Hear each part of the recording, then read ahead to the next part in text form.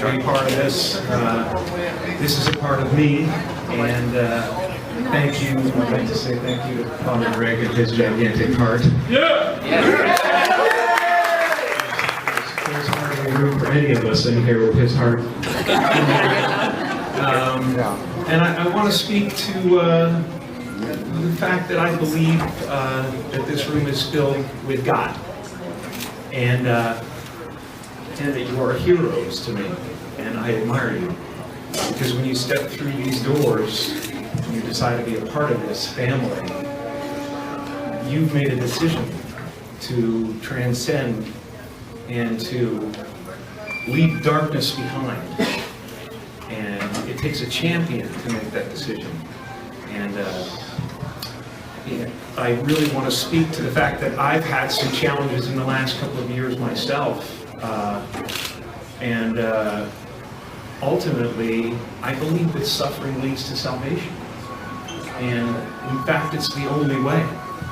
That we have to somehow accept, and not deny, but feel our suffering and feel our losses, and then we make one of two decisions. We either decide to go through the gate of resentment, which leads to vengeance, which leads to self-harm, which leads to harm to others, or we go through the gate of forgiveness, which leads to grace. And your being here is an indication that you've made that decision already.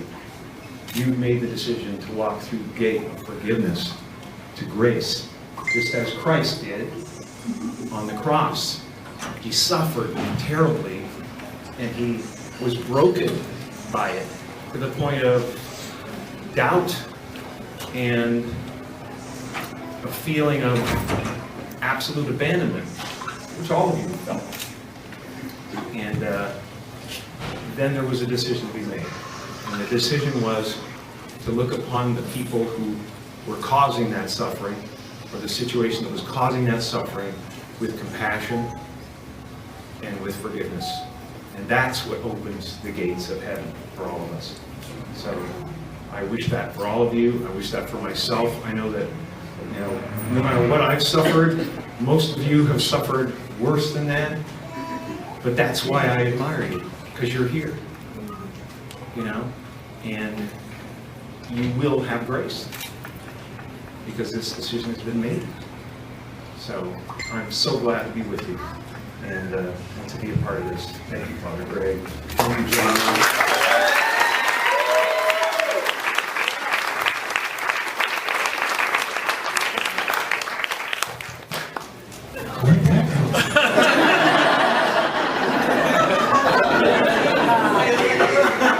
You guys are good for me, man.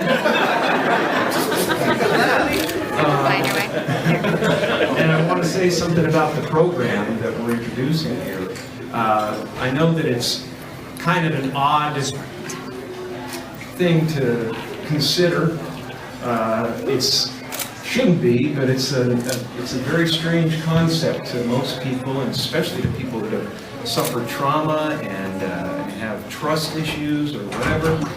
To trust that they can close their eyes for a moment or a couple of moments during the day and let go of the show that's going on in their heads. We are so trapped, all of us, especially those who have suffered terrible trauma, to think of that as a real thing. And there is a difference between real danger and imagined danger, and it's hard to turn that off. And meditation, for me, and for a lot of people, has been a way to turn that off, and or recognize that those thoughts are just thoughts. And like clouds that cross the sky, they will pass on. And to gently pull yourself back to a place of peace. And just to stop the spiral of thought, man. We get up in the morning and we open our eyes and the show begins, and it's a thriller. for some people, and you can't help but get caught up in it. And it's important a couple of times during the day to stop and go, wait, this is just as real as those thoughts. I am bigger than these thoughts. I am bigger than this body. You know, they talk about omnipresence in church, and nobody really thinks about what that means. What it means is every cell of your body is God. Everything is God. Everything is divine. So when you do good things, when you decide to transcend the negativity and attempt to do something positive for you, for your family, you are the heart of God. You are the eyes of God. When you speak from that place, you are God's voice. And when you make a loaf of bread in this place, in this kitchen, that is a Eucharist. You're blessing people with your work. You're serving the world with your work, with your effort. That is a Eucharist. That is the body of Christ. You know, and I thank you for everything you're doing. You're amazing. You're champions. I admire you.